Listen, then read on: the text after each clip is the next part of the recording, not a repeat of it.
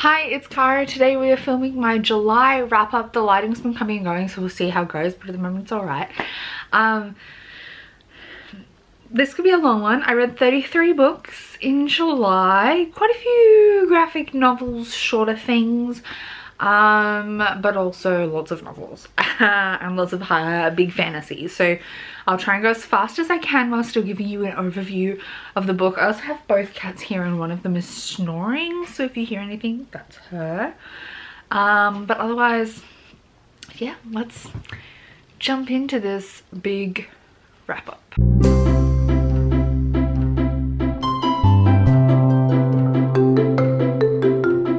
So first off for the month, I read Alamancer Jack and the Pit of Tanya, which is a short story in this Arkham Unbounded bind up by Brandon Sanderson. It's a reads like a newspaper serial, but it's just like a snippet from partway through. The serial is also present in the Second Era Mistborn books, like pages of the newspaper it's in, which are kind of presented throughout the novels. So it's just kind of like a little bind up of a few of those.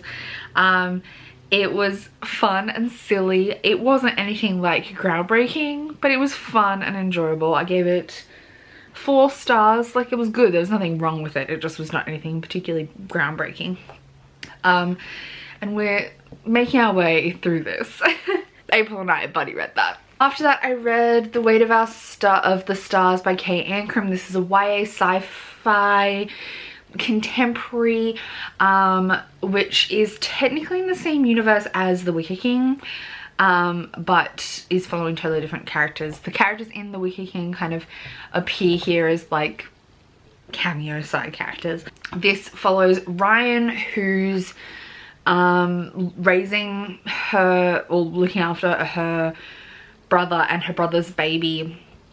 I think their parents died, and the new girl to school is Alexandra, whose mother left on a one-way space trip and is sending back messages, and she's trying to like sit up on the roof and catch these messages. It's freaking good.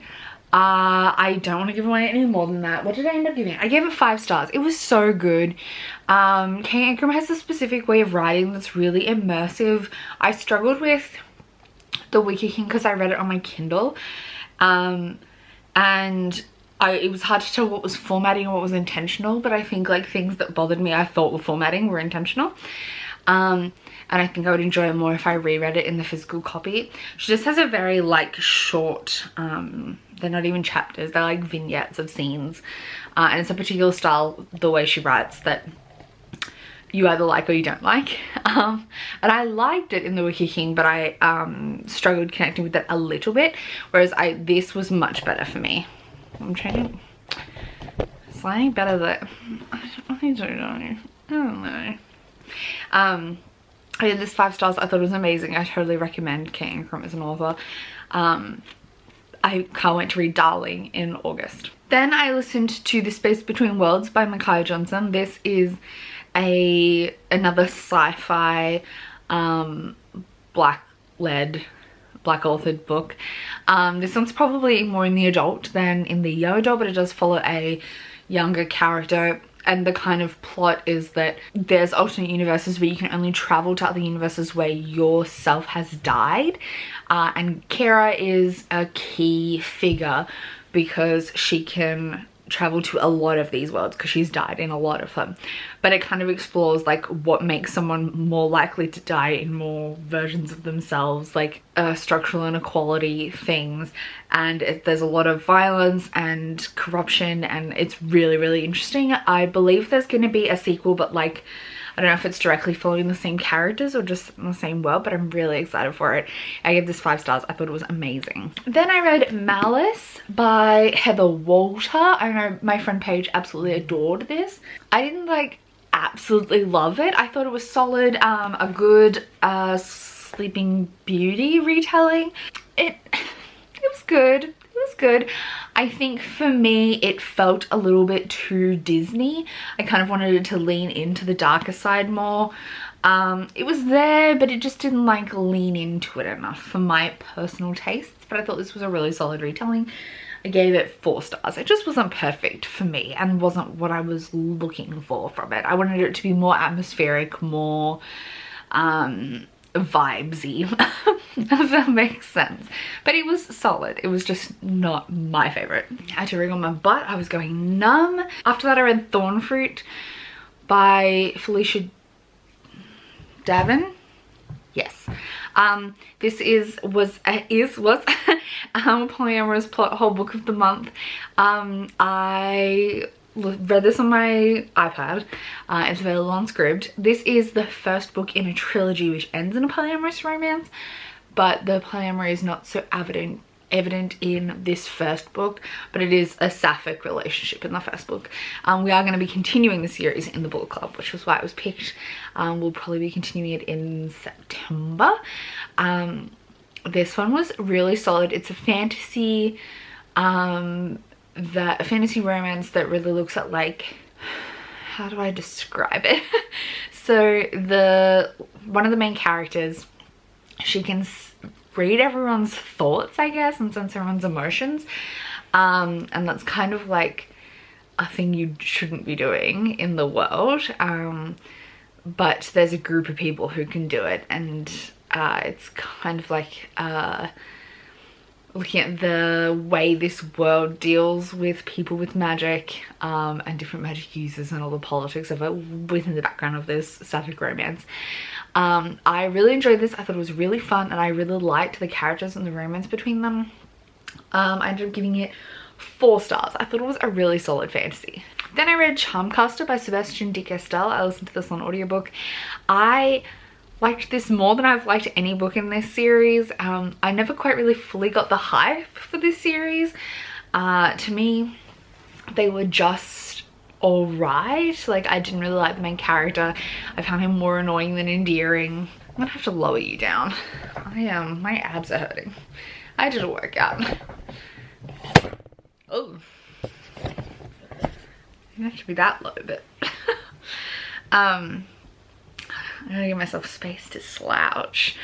This is yeah, I normally find him really annoying rather than endearing, and I just didn't really get it, what everyone was talking about. But this one I actually really enjoyed. I liked Kellen, the main character in this one, more. So this is a YA series following Kellen, who's a mage from this particular tribe, but he's not very good at it, and he gets kicked out and joins forces with this woman who's part of a group of traveling people who can kind of tell the future and try and manipulate the future. It's a really interesting world, but I found the part of the world that was explored in this more interesting than in previous ones. And yeah, Callan's was an annoying main character for the first 2 books. Hello, Mika. But this book was much better, so I give it 4 stars. I'll be continuing the series on audiobook, but they're not a high priority for me. I don't absolutely love them the way some people do. I also listened to The Night of the Nobody, which is the 4th Skeleton Keys book. This is a junior fiction novel, like a really young middle grade with pictures and stuff if you are reading physically. I've been listening to the audiobooks. The narration is amazing. And Skeleton Keys is basically this skeleton with keys for fingers, and he's trying to solve little problems with kids who have imagined, unimagined, as in made real, their imaginary friends. And this one was just as good as the previous ones. It was really fun and enjoyable. I love this series. It's really cute and fast and quick, and I give it 4 stars. I believe it's by Guy Bass, who I believe is an Australian author as well. Then I read The Box in the Woods by Maureen Johnson. This is the 4th book in the Truly Devious series, but it is like, while the characters are having forward momentum in the plot, it is a new mystery. I really smack myself in the face. I really enjoyed this. I gave it 5 stars. I thought, I did, didn't I? Yeah. I thought the character development and Stevie as the main character, so this is a thriller mystery young adult series following a girl named Stevie who is like a prodigy teen detective kind of thing. And in the first 2 books she's solving one big mystery, and in this one it's kind of a standalone mystery at a summer camp, and a historical case, which is kind of what all of these are about. I thought the character development was great. I loved the way Stevie interacts with the world. She's got a lot of anxiety, and that plays into how she interacts with cases in the world. I thought the plot itself was really interesting. I do think the mystery kind of came out of nowhere a little bit, like the resolution. I don't know if it was quite laid out, like foreshadowed enough, in my opinion. But I still was absolutely hooked with every twist and turn and the build of the actual plot of the story, which is much more about her solving the problem than it is the mystery itself. So I give it 5 stars. It was really good. I would totally recommend this series. I also read along with this on the audiobook. I listened to the first one on audiobook and didn't love it for some reason. I don't think I liked the narrator when narrating the first one. I don't know if the narrator changed, but listening along to this one was not so bad as when I remembered listening to the first one. Like the first one I loved the book but hated the narrator. Then I read The Unbroken by C.L. Clarke. This is a high fantasy political, it's just so hard to describe. It is sapphic, but like the romance is not, this is not a romance, this is a fantasy with a sapphic subplot. We're following Terrain, who is a soldier in an army force, and she's in like a group of, they're kind of, I think it's inspired by the French occupation of Northern Africa, I believe, because it has some like Moroccan vibes, and I know Fadwa was talking about it and its Moroccan influences, if I'm remembering correctly.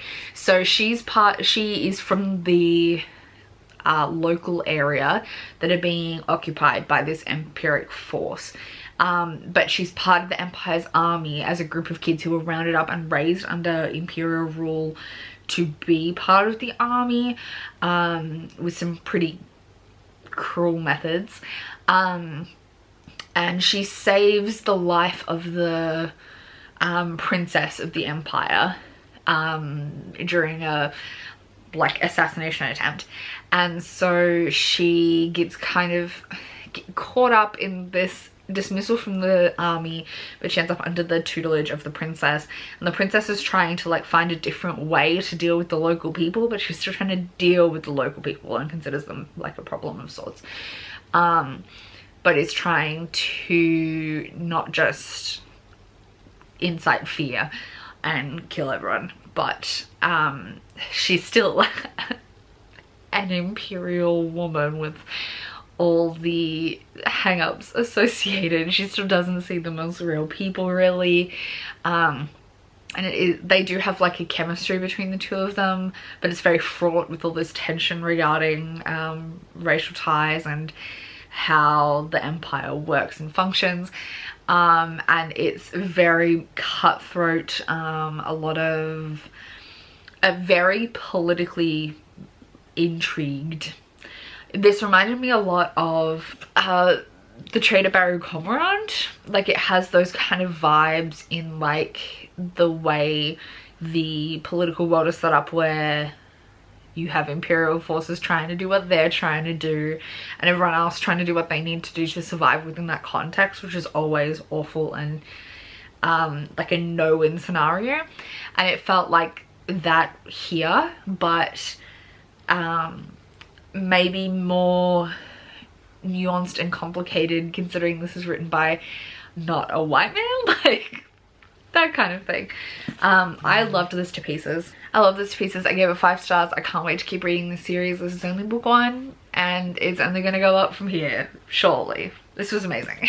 Next up I read An Encore of Roses by S.T. Gibson. This is a little encore novella, short story, epilogue to A Dowry of Blood, which I read the month before. This is fast and fun, and I think exactly what I needed from A Dowry of Blood, like a kind of gave the resolution of the ending that I was looking for, especially if you listen to our live show or go watch our live show where we discussed A Dowry of Blood on my channel. What we were all lacking from A Dowry of Blood was kind of like the resolution of the romance, and this really like did that, so I really enjoyed it. It was 4 stars. It's just an epilogue, but it was really, really fun. Next up, I listened to Full Disclosure by Cameron Garrett. This is a YA contemporary following our main character. Why can't I remember her name? Am I blanking on her name? I can't remember her name. Our main character, who's HIV positive, Simone, I think her name's Simone, and is dealing with what it means to be HIV positive as a teenager, trying to form new romantic and sexual relationships, and also who she wants to disclose to, including a blackmail scenario. I thought the actual book was like, the text was amazing. I thought it really did a lot of interesting things, and really like felt authentic and true to a teenage experience, and I really, really appreciated it. I didn't like the narrator, unfortunately. I thought she didn't reflect how I felt about Simone, like in her narration. Like, I've read other things narrated by her that I really enjoyed, but they kind of lent themselves more to the character, and I just kind of struggled with her narration. It had kind of weird pacing on some of the lines, and it just didn't work well for me. I really gave the book 4 stars. I probably would have given it a 5 if I had read it with my eyes, but I was judging the audiobook, so yeah, it was a 4. But mainly based on the narrator.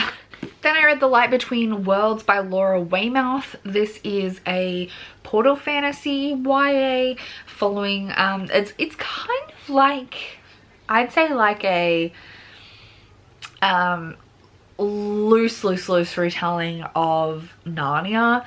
We follow 3 siblings who during the Blitz, very Narnia-esque, end up going into another world, and they're told that when they return they'll be back to the time they left, Narnia-esque, and while they're in there, they're dealing with a war between the people of the forest and the people from a neighboring area. We're kind of following a split timeline, like after they come back.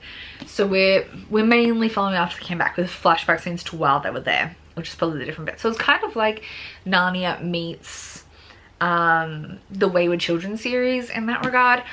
And one of the sisters, so there's 2 sisters and a brother, and one sister and the brother basically almost forget about it as they come home. They remember it, but it kind of falls back into their memory. They're glad to be home. They fit in better at home. But this one sister felt more at home there, and she really feels ripped and torn from there and really wants to get back. So it's kind of an exploration of depression and grief as she's trying to deal with being stuck in the real world and can't go back to this world. And then, so the first half you're following that sister, she's trying to deal with living her life in the real world, and then something happens, and for the second half you're following the sister who feels more at home in the real world, but she absolutely loves her sister and she's trying to deal with everything that's going on. So this is like split timelines, split perspective. To me, this kind of suffered from that. Like, I kind of wish because it was one sister's perspective for the first half of the book and the other, sorry, my space ran out. I think this kind of suffered from the fact that the 2 timelines were so split. Like, I feel like I didn't get a chance to connect with the second character, and then I was missing like the first character's perspective by the time we got to the end. And that just, like, it didn't quite work for me. Like, I was trying to do something, and I think some people will really enjoy it, but for me that didn't quite work. So it was more a structural comment on the book that was what I struggled with. And I didn't struggle all that much. Like, I still really enjoyed it, but that's kind of what took this from a 5-star to a 4-star for me. It was a 4-star. Then I listened to an audiobook called Indestructible Object by Mary McCoy. So by Mary McCoy, this is a queer coming of age kind of story about a girl who's boyfriend breaks up with her while they're filming, like while they're recording a podcast, like real casually, because he's planning on going away for university, and she hasn't really made plans. They'd kind of planned to stay together, and he's like, oh, I'm out, bye. And she's dealing with the fallout from that, and also this mystery of her parents' divorce that doesn't quite fully make sense to her, and some new romances, like new potential love interests. She was also cheating on her partner, so I will say there is trigger warnings for the cheating trope, but it was before the start of the novel and it's addressed pretty critically. Like, everyone gives her a pretty hard time for it. And I don't think it's done without consequence, if that's a thing you need. But yeah, she's dealing with a lot of drama, and it's kind of a mystery, especially around her parents' divorce, because she kind of doesn't understand why they got together in the first place. And she's trying to pull all that apart while doing this podcast about that. Like, her podcast with her boyfriend was all about famous artists in love, and then this one she's making a new podcast kind of exploring what's happening in her family, and it's really interesting. I don't know how to describe it and sell it, but the sun came out, oh my god. I really enjoyed this. I thought it was a really solid contemporary. It was easy to read. I listened to the audiobook, finished it really fast. It was just really good. I gave it 5 stars. Next up, I read I'll Be the One by Lila Lee. This is a contemporary K-pop kind of story featuring our main character. What's her name? Let me check. Sky, who goes in this K-pop competition to be the next K-pop star, except she's fat, and they are like, what the fuck, no, you can't be a K-pop star if you're fat. You could be a singer, but you can't be a dancer. And she's a dancer. Well, technically she's doing both, but like, her mom has this big hang up with like, oh, she's too fat to dance, and she's trying to prove everyone wrong and be a successful dancer. And then there's the love interest is a semi-famous like model, Instagram model, who's also in the competition, but he's like a big name and she's not. And yeah, this is really cute. I think it was a little bit cheesy and predictable, and I'm not a huge fan of like celebrity stuff, but it was like done in this way, or it's kind of cheesy. Like, I don't mind a critical analysis of fame, but this was kind of cheesy and cute, a rom-com, but it was fun, and I appreciated its funness. So I gave this one 4 stars. Next up, I listened to Star Eater by Kirsten Hall. This is a new adult-ish fantasy. It's so hard to describe, but there's flesh magic, necromancy, a very some dystopian influences. Like, oh, I gave this 5 stars to preface this. I loved this to pieces. I listened to the audiobook, which I would recommend. It was a really solid audiobook. At first, like, it has some elements that are akin to the Nona Grey series. Like, they're nuns that do the magic, and no one else is supposed to do the magic. They're like a magic bloodline. But the world is like kind of futuristic in some aspects of their society and things like that. Like some environmentalist aspects. So the world is confusing, but the characters are so fun. So basically these nuns, like, they're unable, like, they're chaste and like no sex with men, but that's because if they have sex with men, the men turn into monsters and die, because they can't contain the magic. So they have sex with men to breed, but like they know the men are going to die, so they keep them like hostage, and they only do it to like criminals. So they only have sex with criminals. It's bizarre. It's the most bizarre world, but I think you should just trust me. It's there are some sapphic characters because a lot, like all these women only have romantic relationships with each other in the nunhood. It is kind of like a sapphic basis and the main character's interested in a guy, so do take that as you will. She does have a kind of love triangle with another girl as well, so she's interested in a girl and a guy. But the whole world is kind of sapphic as a base point, because they only have sex to have babies, not for romance. So all their relationships are with other nuns, and this was just really good. I don't know how to sell it to anyone. Like, it's bizarre but so fun. It's bloody and gory, obviously this flesh magic scenario. So it's really disgusting at times, but I loved it to pieces. It was so good. I do recommend the audiobook, but I think reading it physically would be a dream. Like, it would be fine. I don't own a physical copy, but I think I'm gonna go out and get one because it was really good. I don't know how to sell it. 5 stars. Then I also read another 5-star book that I don't know how to describe, and that is The Kingdoms by Natasha Pulley. I read this on my iPad from my library, and it's freaking bizarre. It reminds me of Time and Time Again by Ben Elton, which is a time travel book set in the World Wars, and this is set in the Napoleonic Wars, but it also has some elements of the 7 Deaths of Evelyn Hardcastle, because the main character has a lot of amnesia and doesn't really understand what's happening within the world. Like, the whole premise is he wakes up at a train station, or like comes into his body at a train station, has no idea what's going on, and he has this previous history or previous memories, kind of, but they're not very clear, and of his life as an Englishman living in London, but the world around him is a French-controlled Napoleonic London, and everyone's speaking French, and he can speak French because he's spoken French all his life, but he doesn't remember speaking French all his life, and he remembers a wife that he's left behind, and he has like all these complicated memories, and he's trying to figure out who he is basically. But it turns into this big time traveling, future manipulating mess, and I loved it. It took me ages to read because I was kind of reading it a little bit each day when I finished what I was reading physically from other books, so I was only reading a little bit at a time, like maybe 20 or 30 pages, so it took me a while to get through, but it was bizarre but so good. I would totally recommend it. It was 5 stars. It was wacky. It's a adult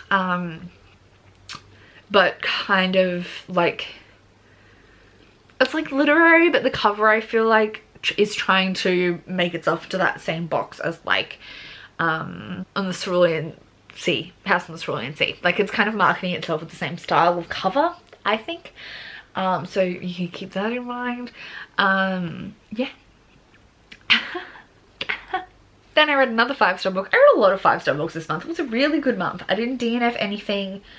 Nothing under 3 stars, and most things were 5s. For like most of the month, I didn't have a single 3-star till like right near the end of the month. And then I had a handful of them. But like, it was a really good month. The next one is Jade Wall by Fonda Lee. This is the second book in the Greenbone saga. This one I liked. Like, I gave the first book 5 stars too, but this one was like way better for me, I feel like, because I felt connected to all the characters a lot more. So this series is a martial arts, like kung fu film in a book set in a town that, like in a island city that's meant to be a blend of a whole bunch of different cultures intentionally, but vaguely reminiscent of Hong Kong.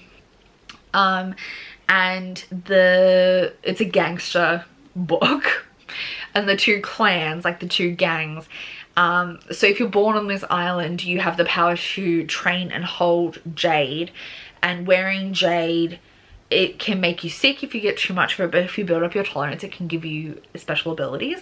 And foreigners can't use it without the use of drugs. Like, they have to have specific drugs to be able to wield this jade, but it makes you really powerful. So these gangs kind of run on the premise of like, if you're stronger you can win more fights, and if you win fights you get to take the other person's jade kind of thing, like you feel. And it's this big gang warfare, clan war between two big clans that have kind of formed in this city. And we're following one clan family, like the head of the family, and the like main players at the top of the family. It's very political but also gory and violent, and I think I like the first one was really good, but the world building and taking the time to get to know the characters and how they all fit in took time for me to build up and to enjoy it, and I really like had to force my way through a lot of it. This one, it's just that it's so long. Like it took me a few days to read because it's huge. It's nearly 600 pages, and I believe it's like, yeah, nearly 600 pages, and book 2 is like nearly book 3 is going to be nearly 700 pages. It comes out very soon. I'm very excited to read it. This was so good. It was 5 stars. Then I read When the Moon Was Ours by Anna Marie McLemore. I listened to this on audiobook. I gave this one 5 stars as well. It was just really good. I love Anna Marie's things. They're just so, their books are so whimsical and magical, and they hurt, but like in a good way. I don't know. There's just something special about them. This follows a girl who grows flowers out of her wrist, and her best friend who's a trans boy that's kind of keeping it a secret. He's lived his whole life in the town as a boy, and he justified it to himself as like, he read these stories about he's Iranian, I think, and in Iran there's a history of sorts of the oldest girls in a family, if the father dies and they only have girls, the oldest girl will act as a son, and live life as a son to like look after the rest of her sisters. And so the main character kind of latched onto that story as an excuse because his father died, and so he's using this as an excuse to live his life as a boy, but he just wants to live his life as a boy. He is a boy. And there's like all of Anna Marie McLemore's stuff is magical realism, so it has like, the world feels contemporary, but it has all these weird magical elements that don't quite make sense, and it was just so good. It was 5 stars. It was really good.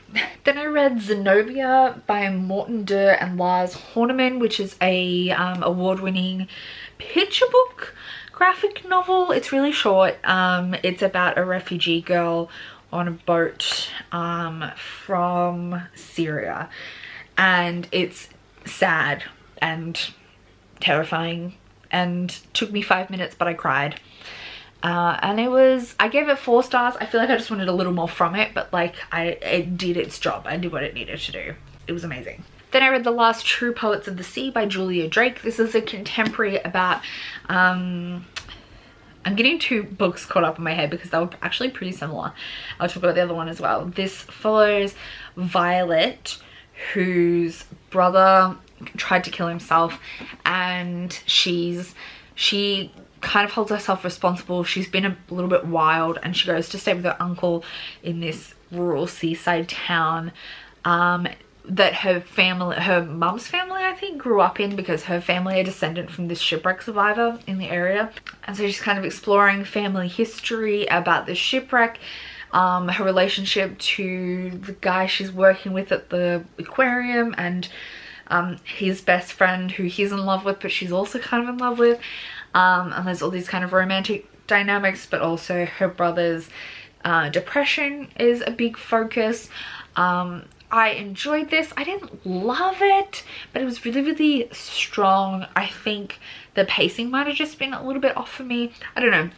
It was a 4 stars. I enjoyed it. It just wasn't perfect. And I might as well talk at the same time on the same theme, even though I didn't read it till later in the month. The Sea is Salt and So Am I by Cassandra Hart. So both ocean related, but this one both has a lot of similar themes. This one follows a girl called 3 people. Harlow, who is best friends with a boy, is it Elliot? Ellis. her best friend's Alice and Alice's twin brother, and they kind of have a little family, like friendship dynamic, family dynamic. But Thomas, the brother, Tommy, tried to kill himself, and I think had multiple attempts, and he's come back out from the mental hospital and he's on a lot of medication, and she's trying to, why am I still got that in my head? Harlow is trying to look after him and make sure he's good, so she's dating him to try and, like, it's messy, it's so messy. So Alice, her best friend, is kind of jealous of his own brother, twin brother. They've always had a kind of fraught friendship, the brothers, because they don't get along super well. Alice is an amputee and a runner, and the town they live in is kind of like falling into the ocean. Overall, this is just a messy story of these three messy characters that are all interconnected and trying to deal with each other, and grief and depression and future plans. I think for me it was just a little too messy, and I just kind of struggled. Like, all of the characters were very, I don't want to say morally grey, because they're not morally grey. They're just all very self-centered and dealing with their own shit, and that interacts how they engage with each other. And it was interesting. It was fun to listen to. I listened to this on audiobook, but I couldn't fully get behind it the way I could get behind this ocean depression book.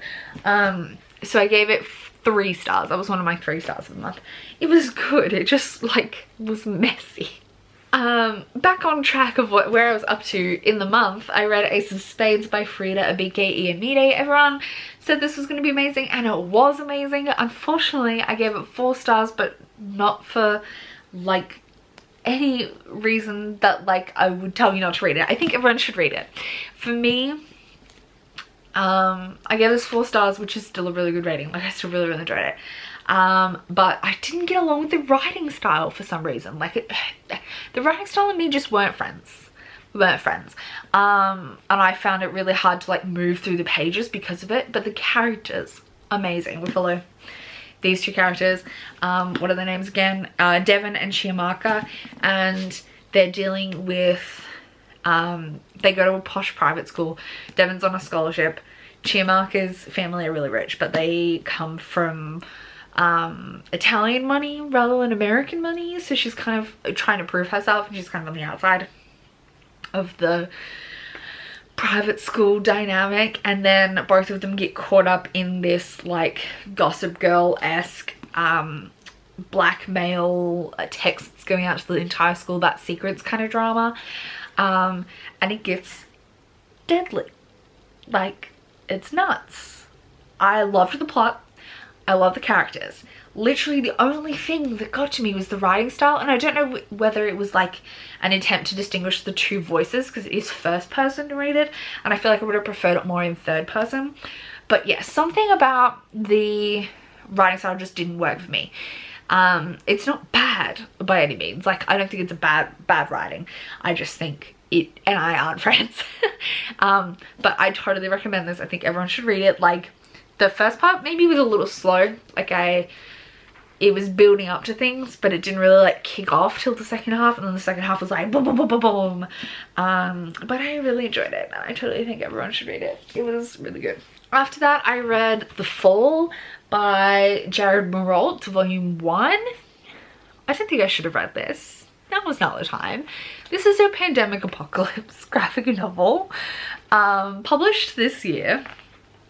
And it's kind of like the flu breaks out and then society is collapsing. This was nuts.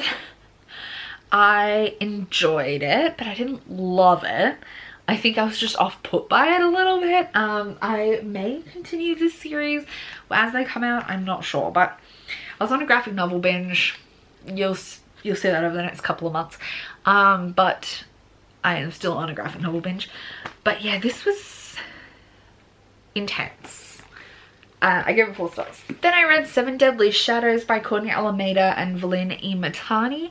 This is a Japanese contemporary fantasy following our main character Kira, who is a shrine maiden, and her best friends are kitsune and an evil spirit goblin thing. What are they called? Why am I blanking? A yokai demon, like an evil yokai demon, attacks the shrine and wants to like take over the world. And she's trying to stop it. It's akin to Shadow the Fox in like, I feel like it's based around the same mythology but takes a very different spin on it. Shadow the Fox is like high fantasy, by Julie Kagawa. It's like fully high fantasy set in a like historical Japan fantasy. This is set in like modern day Kyoto, and it's very dramatic. I thought this was really fun. I didn't absolutely like love the writing style, but it was engaging and fast paced and easy to fly through. I think I'd give this a 3 stars. I think just around the action sequences and things, like the atmosphere wasn't fully there, but it was fun and fast paced. It was a good time. Then I read The Steel Prince, The Rebel Army, which is the 3rd volume in the Shades of Magic graphic novel series, and I think the conclusion. I don't have much to say about this series. I don't love it. I'm glad I read it for an investment in the world, but I don't like the writing style used by these artists for this graphic novel series, and I find it a little hard to follow. It's kind of fast paced. I think I would have preferred it just as a series of novels and not a series of graphic novels, but you know, it is what it is. I think I have this 3 stars. Then I read The Witch King by H.E. Edgman. This is a queer fantasy, which is nothing like what I expected, but everything I didn't know I needed. So we follow Wyatt. This is Wyatt. Wyatt's trans guy, and he's a witch. Witches are like the children of fairies that have dark magic. And then there's all kinds of fairies. Like this is a fairy. His name is Amir, and he's the prince of the fairies.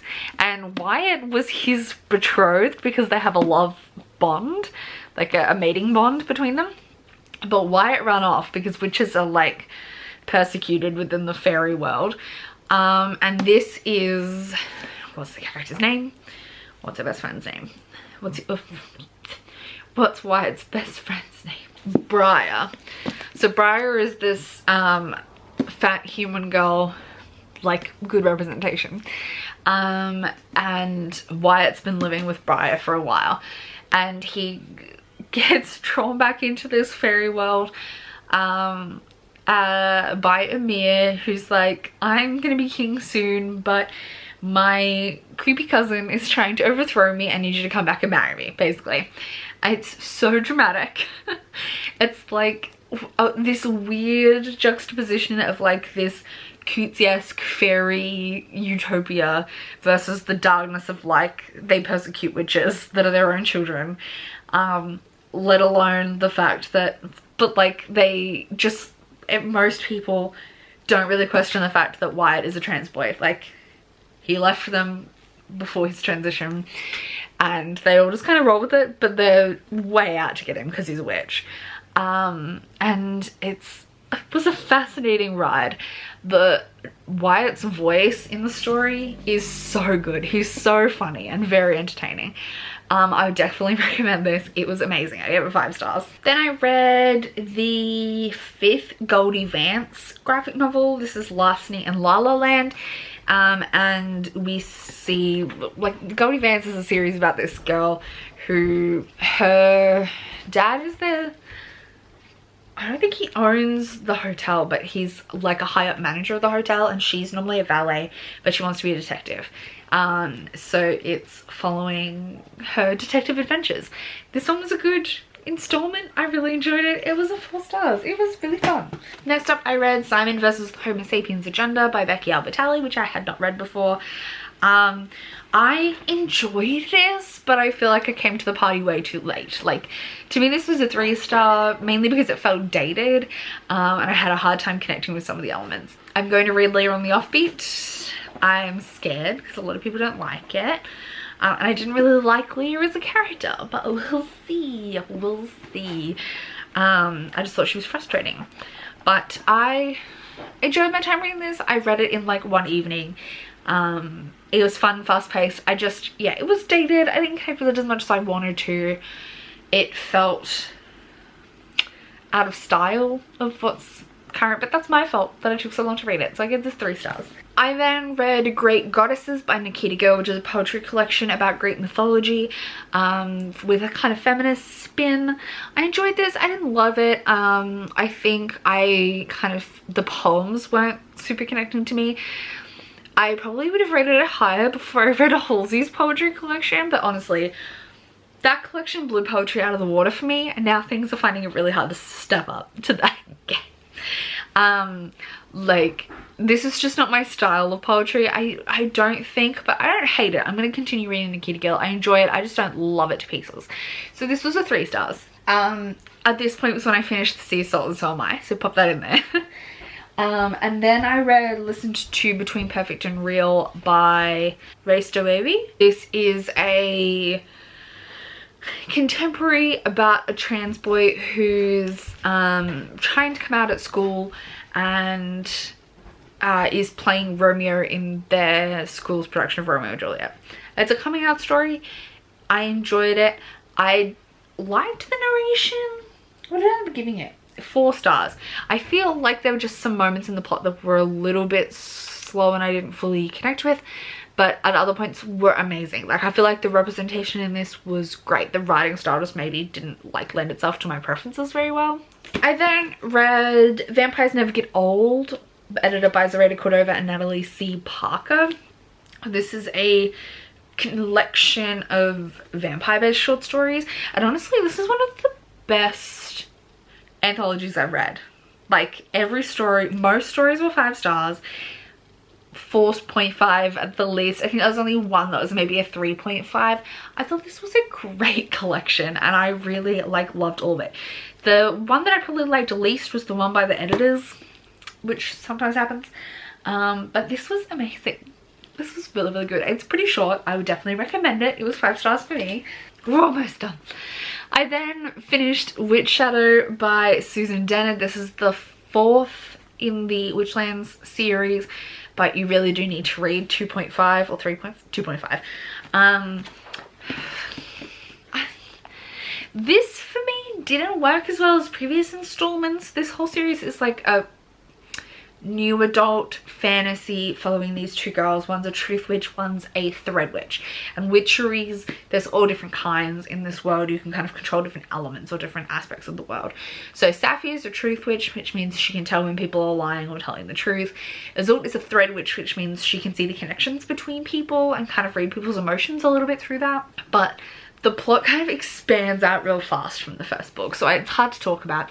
But for me, what let this book down was the way the timeline was constructed and how it fed off from the previous book. Like, there are flashbacks to the time between book 3 and 4, but you kind of jump in past those points in book 4, and so I couldn't tell what were things I just wasn't remembering and that I should have known, and what were things that hadn't been described properly. I felt really lost and floundering for a good portion of this, and then the ending, like climax, to me felt very confused, and I didn't really understand what was happening or why things were happening.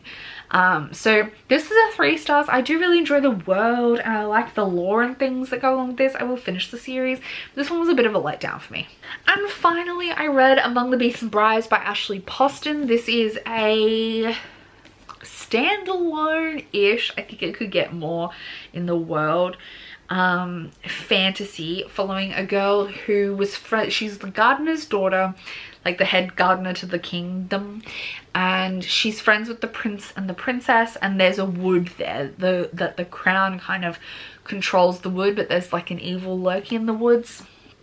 And when they were kids, the prince ran off and the prince's guard kind of went in to get him, and they both never came out again. And her mum also went in and came out kind of cursed, and they had to kill her when she came out. And the king just died, so they're about to crown the sister, princess. and then at the coronation the woods kind of come for everyone, and the main character has this rare magic of being able to, like, when she bleeds, things bloom, and she somehow survives at the slaughter, and she takes the crown and runs to try and find this other magical, mysterious village in the woods, and she does so with her little pet fox, who turns into a person. I don't know, this was so fun. It's fast, fun YA fantasy. I enjoyed it. It was really good. It's not elevated or complex at all, but it was just fun. It reminded me a little bit of The Bone Houses by Emily, I can't remember the author's surname. The Bone Houses, which I really enjoyed that as well. It kind of had that vibe in the woods. It's kind of like necromancy, gross stuff. This had that. It was fun. I gave it 4 stars. So we've been filming for nearly an hour. That's my wrap up for the month. Why does this always happen to me? And next month could be even worse.